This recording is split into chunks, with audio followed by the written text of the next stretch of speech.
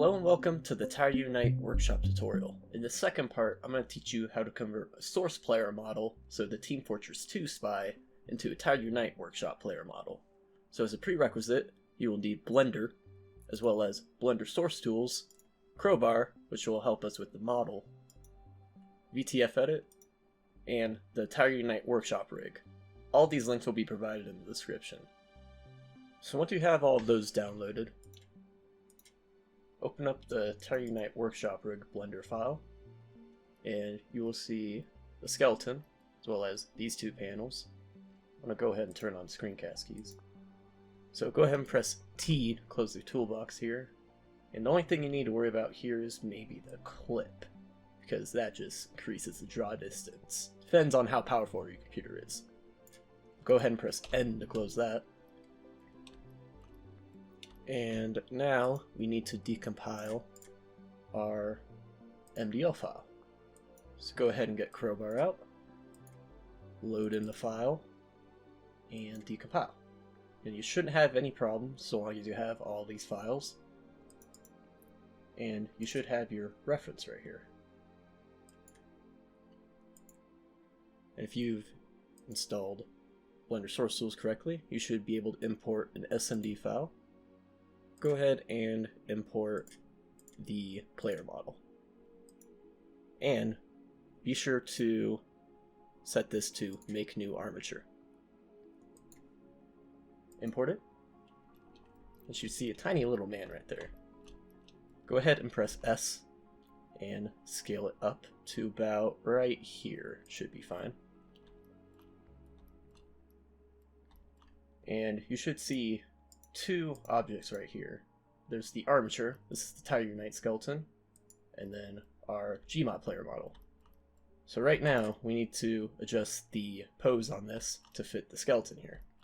Now go ahead and open up this menu here, and you should see pose, spy, reference skeleton, or whichever model you have loaded in. You should see these three things. Now if you should be in pose mode here, and you should be able to select these little nodes here. Go ahead and press R, and you should be able to adjust it however you want. Right now we have it set to whatever angle the camera's currently facing, it'll rotate. So you can move the camera around and it'll move that way. If you want it to adjust to the world, for example, you have the transform orientation. You can select it to world, local, however you want. But go ahead and mess around with this until you get it to about the right position. I'm going to go ahead and turn off the snap, which is this little magnet icon right here.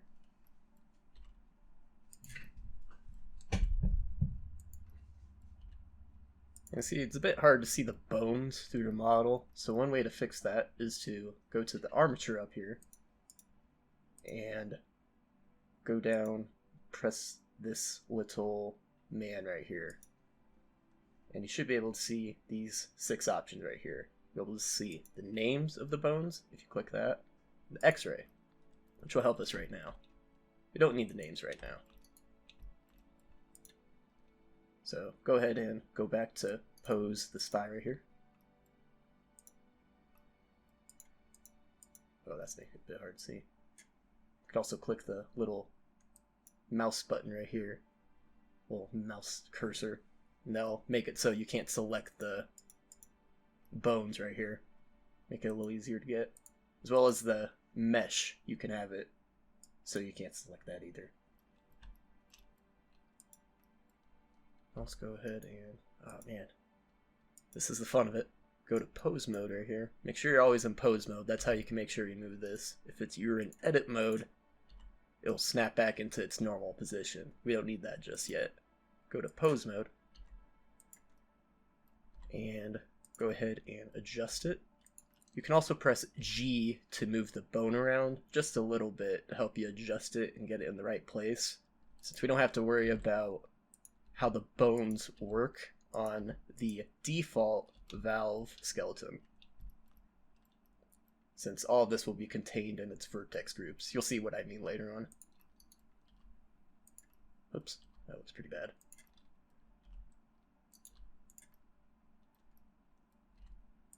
Now you'll notice that there are two finger bones right here, but the middle finger and the pinky finger don't have any bones.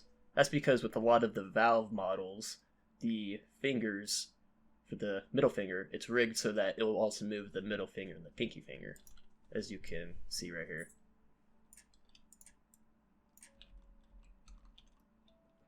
If you want to have complex finger posing, I can show you how to do that later in the tutorial, but depending on your patience, it takes a lot of time. So I'll just show you how to at least rig this good enough to get it in game real quick. Now go ahead and adjust the hand, get it right into its position, close enough to where it lines up with the fingers as much as you can get it.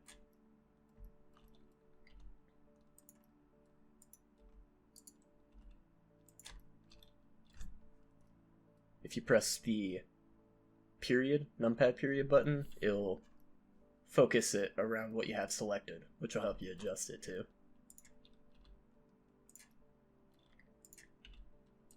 Go ahead and get it lined up. That's good enough.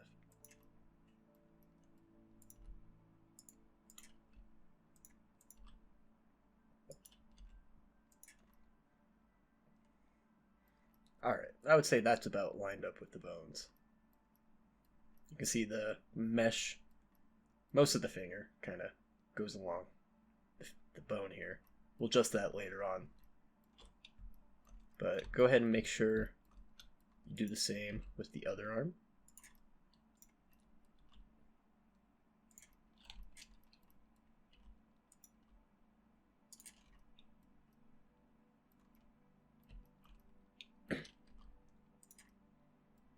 Now you notice that there's a bit of an issue here because we can't exactly push it in any more than we can. So the best idea would be to press S, possibly, to scale it in. It's one method, gets it about right.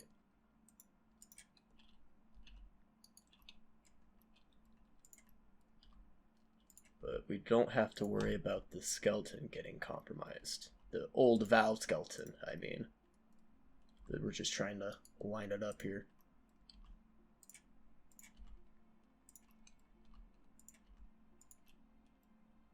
Once that's done, I will see you in a bit.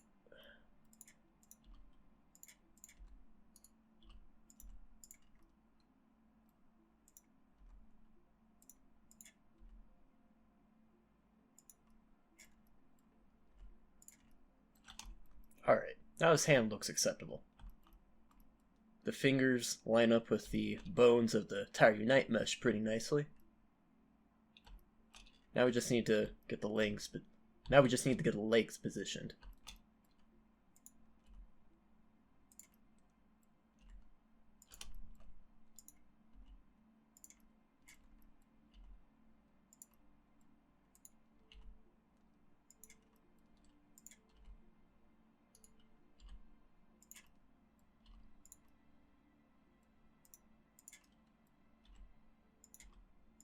Ooh, that's not right.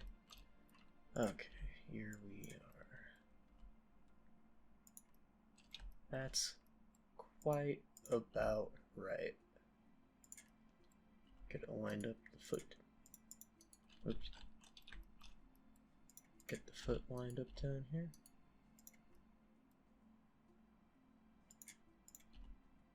Oh, I couldn't even tell you what's going on right here.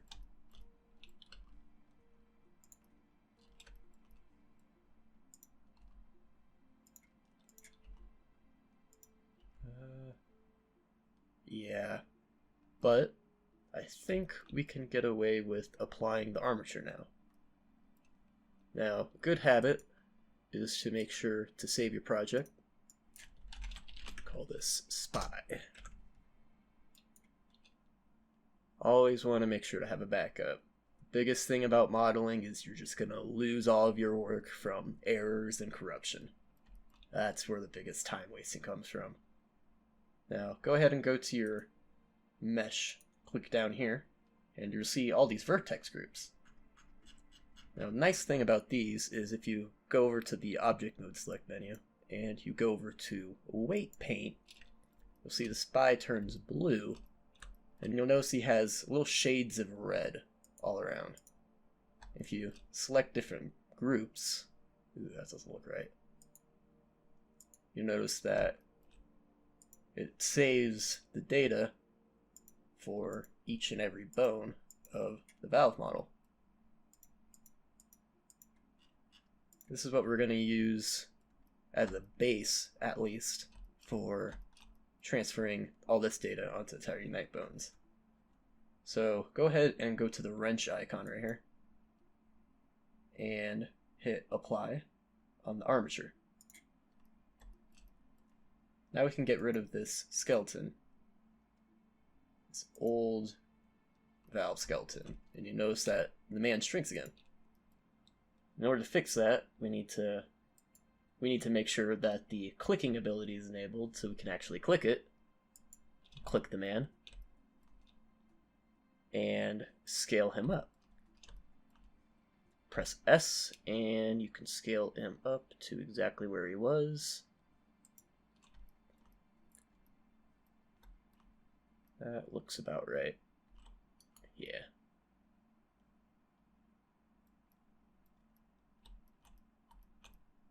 And now we can start transferring the bones over. Alright, now go back to your Tower Unite skeleton and press Armature. Make sure this is selected right here. And make sure you're at the little man section. Object data. That's the correct name. Now make sure you have names selected so you can quickly and easily see which bone is what. Now go back to your mesh and go to your vertex groups and go to the weight paint so you can see all this again. And you should be able to start renaming these based on which is what. So if we go to valve biped head, we can rename this by double clicking it to head. Forward is not related to this, so you can delete that with this little minus icon here. Be very careful about this, because you don't want to accidentally delete these, because you can't recover these without reloading entirely. Go ahead and rename this to neck_01.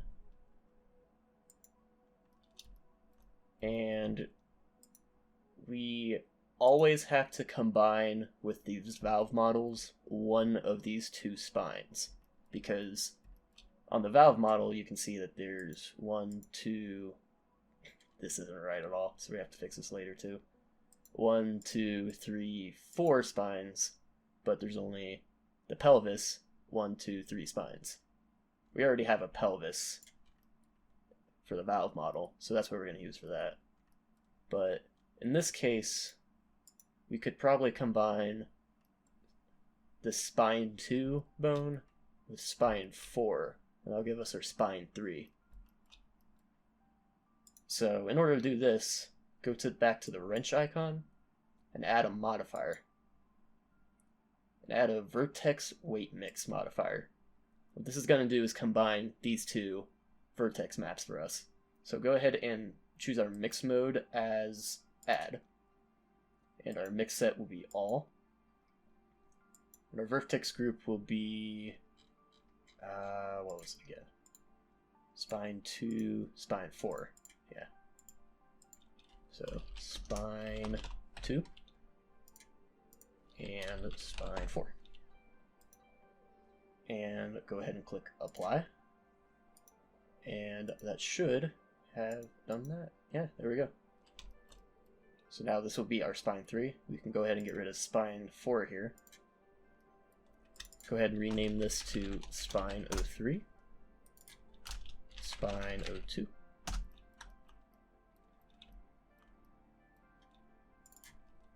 and then spine to 1.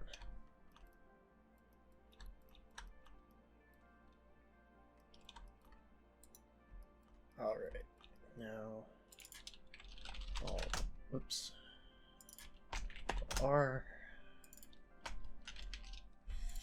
foot R, vice versa. I'll get back to you guys. Alright, cap R.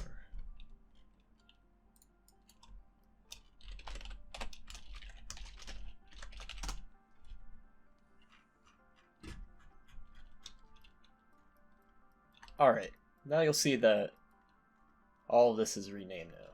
Each and every bone. So now you have the middle fingers, index fingers, all that. With these 3 fingers rigged to 1 bone, this should work fine, just rigged to the middle finger. And the index finger. And you should see the, where's the thighs? There it is. Yeah, it looks a bit wonky, so we'll see how well that works. Now we can probably go ahead and move this over to the armature. So go ahead and save, and click and hold, and drag it over to the armature to set a parent, and select envelope weights, because automatic weights will reset each and every vertex group. So go ahead and select envelope weights. I can't say that right. Weights. Go ahead and select envelope weights. Go ahead and select envelope weights. Jeez.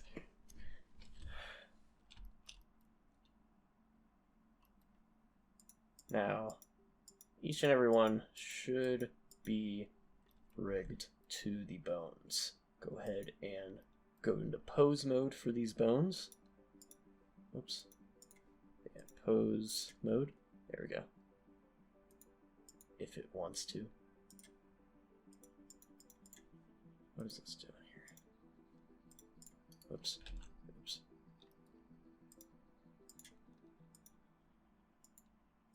Oh, that's right. Yeah, always make sure that's enabled. That's usually the issue 99% of the time, at least in my case. Yeah, that actually looks alright.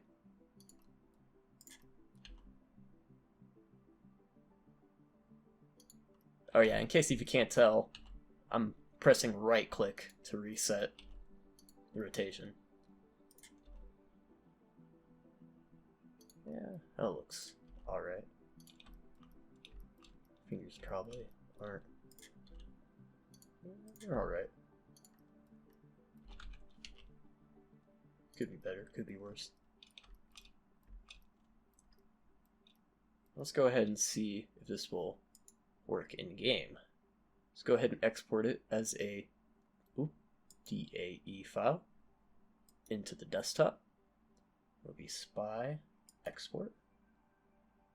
We'll go ahead and get into Workshop and import a player model.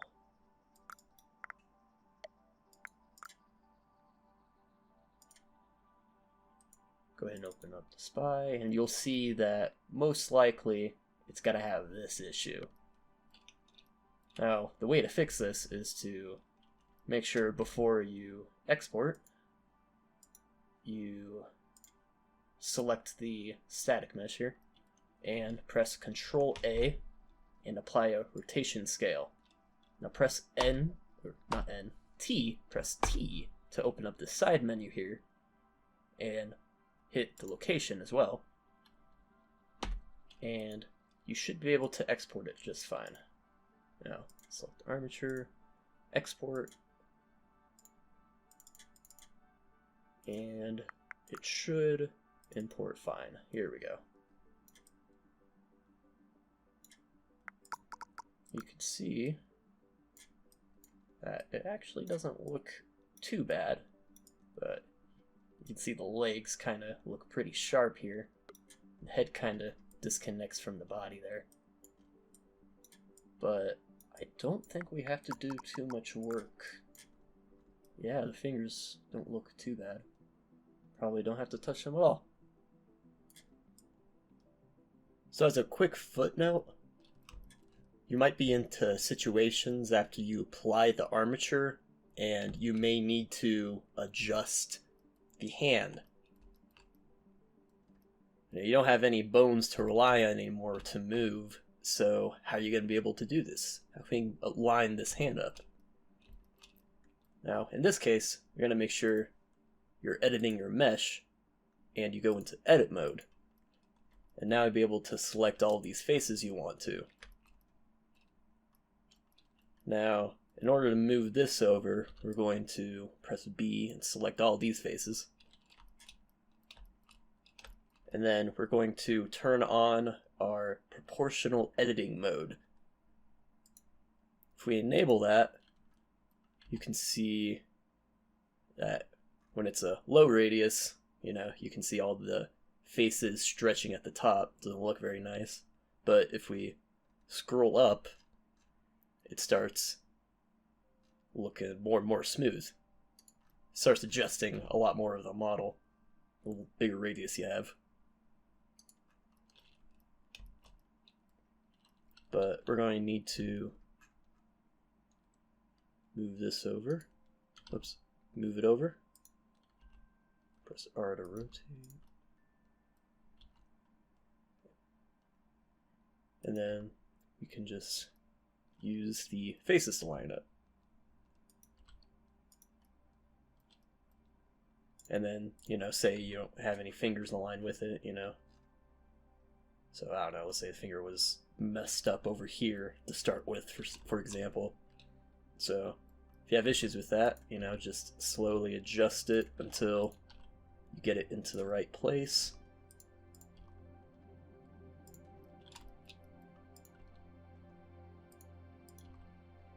And you can do this with any faces here, and it's not going to affect the vertex groups since it saves all the data in each and every vertice.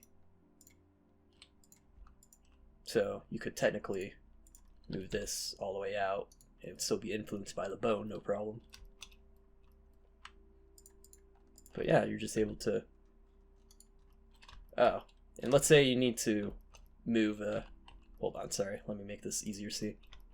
So let's say you need to move one individual finger here, for example. And if you use the proportional editing, and you try to move it,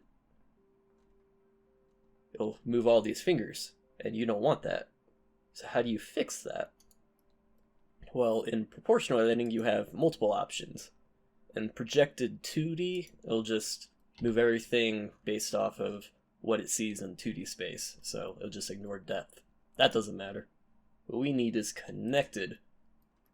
Now this will only move the vertices that it's connected to, so it'll ignore all these other fingers. So you can adjust this finger on its own pretty easily. You're able to rotate that and everything. And then say we can right click, set a 3D cursor up here. We need to move it from this angle. We can go down here to pivot center for rotation scaling and select it to 3D cursor. Now we'll use this as the origin. You press R, and now we'll move the finger from right there. Now you can adjust the mesh to get it exactly where you need it to be.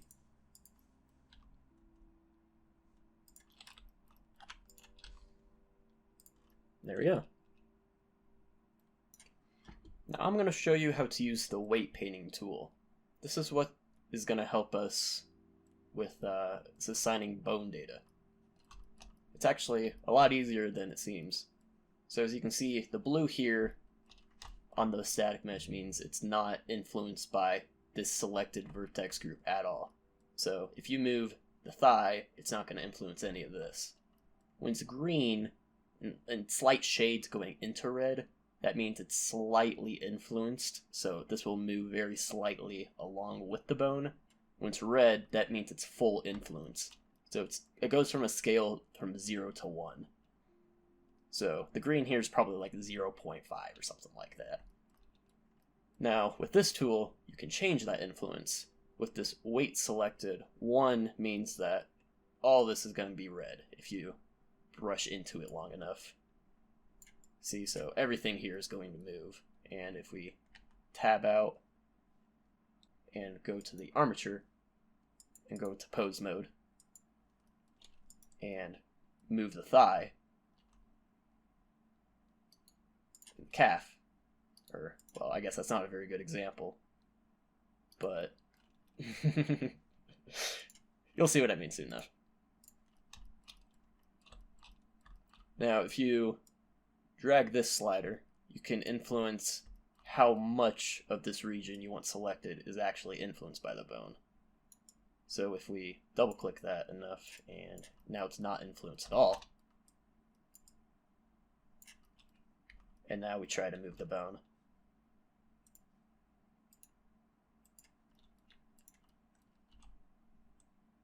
you'll see it's not looking right.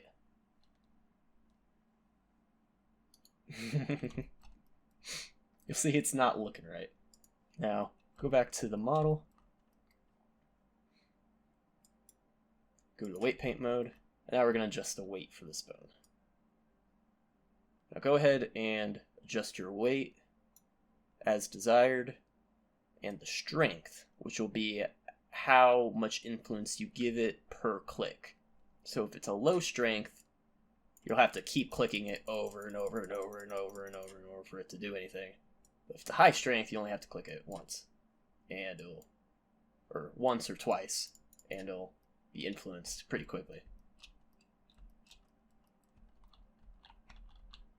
Control Z, fix that a bit. I'm going to show you one easy trick that'll help you so you don't accidentally cross-contaminate. There's two methods for this. So go ahead and you can select this little Vertex Selection Masking button here. And if you press B, you'll be able to select the vertices that you only want to modify. You can also do this by going to edit mode and selecting the faces through there. So we'll only want to influence these faces.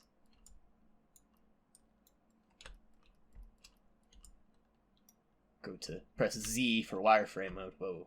If you press Z for wireframe mode, you can also select through it very quickly without having to press the limit selection to visible button down here, which does the same thing pretty much. Now we have the area. Now we have the area we want influence selected, so we can go back to weight painting mode and make sure our right thigh is selected. And if we try to, whoops, shouldn't be able to paint over here, but if we try to paint this section of the leg, we won't be able to influence anything. So now we can just have a nice easy time.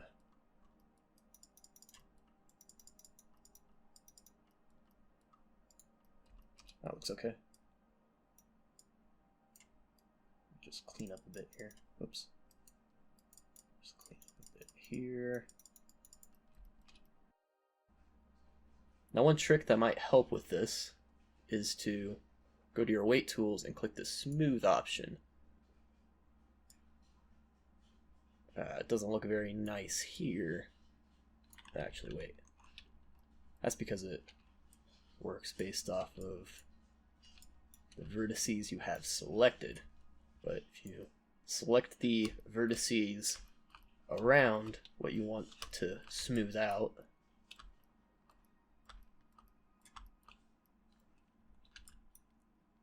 and then press smooth, you can affect the radius here. So we can give it slightly smoother edges so it looks a little better. That looks alright. Right, that. Double press tab, it applies it. And if we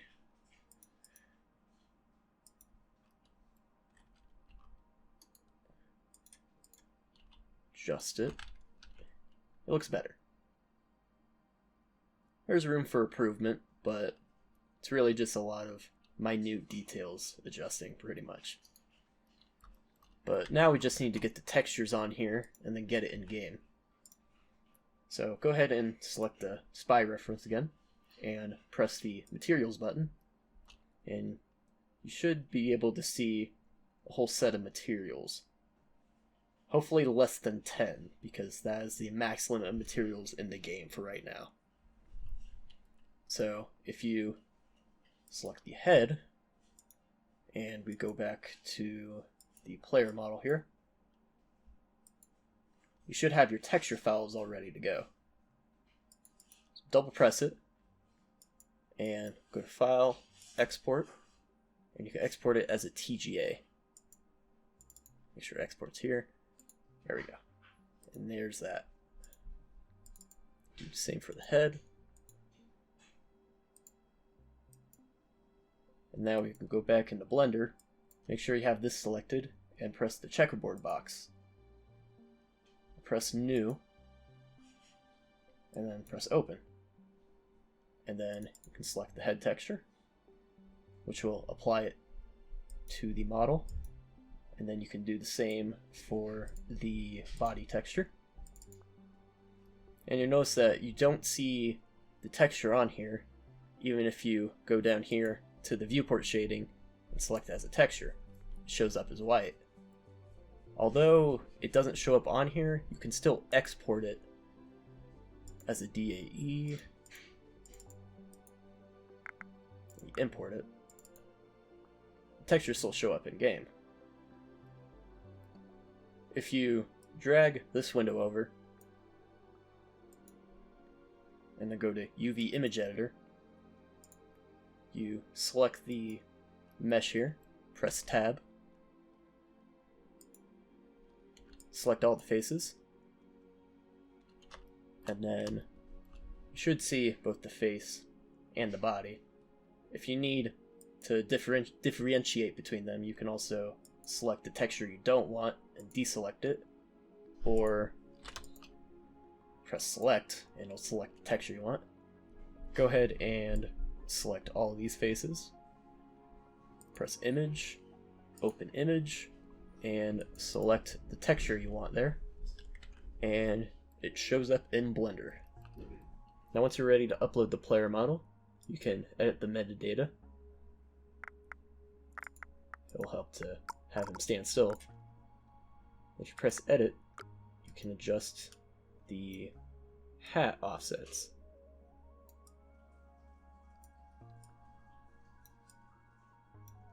Now make sure you do this as a final step, because if you do this and try to import the model again, for example, if you look and see where the glasses are, the hat right now, and then try to import it again, it'll reset all of the offsets. So make sure you do this when you are ready to upload it. And then, yeah, that should be all the information you need in order to build a functional player model for Tire Unite. So long as you have an hour or two to spare to adjust these weight maps to your liking, you should be able to have no problem getting this into the game. But overall, it's not too difficult. It just requires, a lot of trial and error and adjusting and making it look right. But thank you for watching this tutorial, and I hope you have a lovely rest of your evening.